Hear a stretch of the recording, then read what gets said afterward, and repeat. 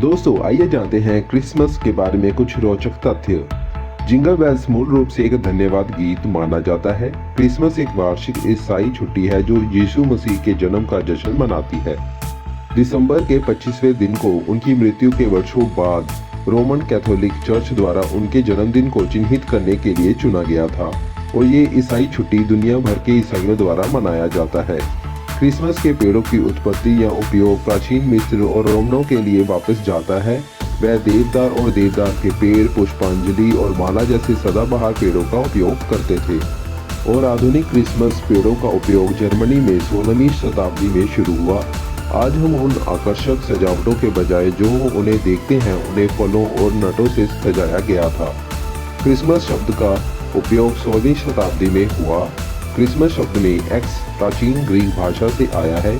Greek में Christ अक्षर x से शुरू होता है, इसलिए क्रिसमस का अर्थ क्रिसमस है। बच्चों के लिए क्रिसमस सांता क्लॉज से उपहार प्राप्त करने के बारे में है, लेकिन सांता क्लॉज अस्तित्व में कैसे आए? सांता क्लॉज का चरित्र सेंट निकोलस पर आधारित है। एक किंवदंती के अनुसार सेंटा क्लॉज निकोलस एक ईसाई बिशप थे जो गरीबों और जरूरतमंदों के लिए प्रदान करते थे। वह बच्चों से भी प्यार करता था और उन्हें गुपचुप तरीके से उपहार देता था। जैसे ही उनकी कहानी फैल गई, उन्हें डच में सेंटा क्लॉज कहा जाने लगा, जो बाद में सेंटा क्लॉज बन गया।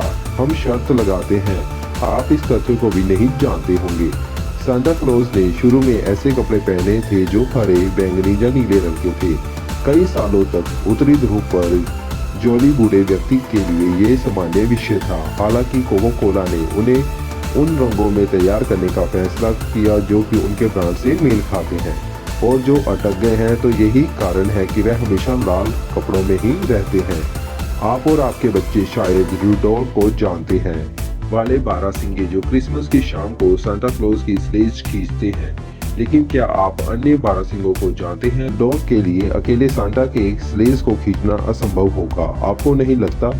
ये दुनिया के हर अच्छे बच्चे के लिए उपहार के साथ भरा हुआ है और रूडोल्फ ये सब अकेले नहीं खींच सकता। रूडोल्फ रेड नोज्ड रेनडियर वास्तव में सांता की 9वीं हिरन है और 8 अन्य हिरन हैं जो उनकी मदद करते हैं। ये 8 हिरनियां हैं कामदेव, ललितकी, विक्सेन, नंदर, धूमकेतु, दशीर, उपमा और प्रक्षेपा।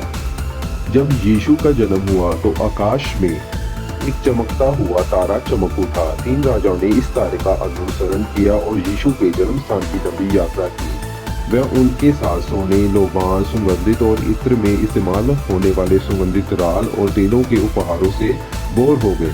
क्रिसमस पुष्पांजलि कांटों के मुकुट का प्रतिनिधि है जिसे यीशु ने पहना था। आखिरकार क्रिसमस के रंग लाल, हरा और सोना जोड़ा गया। लाल को यीशु के रक्त का प्रतिनिधित्व करने के लिए कहा जाता है। हरे रंग को जीवन का प्रतीक माना जाता है और सोने को रॉयल्टी और प्रकाश के लिए खड़ा किया जाता है। और क्रिसमस की माला बनाने के लिए इस्तेमाल किए जाने वाले सदाबहार पत्ते सर्दियों के सबसे अंधेरे दिनों में भी जीवन और प्रकृति की निरंतरता का प्रतीक है। क्या आपने कभी सोचा है कि लोग घर घर जाकर कैरल गाते क्यों हैं? ये परंपरा अंग्रेजी के रीति रिवाजों पर आधारित है जो किसी के अच्छे स्वास्थ्य और भाग्य के लिए एक परंपरा थी। असीसी के सेंट फ्रांसिस ने इस परंपरा को अपनाया और इसे कैरोलिंग के आधुनिक रूप में परिवर्तित कर दिया। तो ये थे कुछ क्रिसमस के बारे में 10 फैक्ट्स।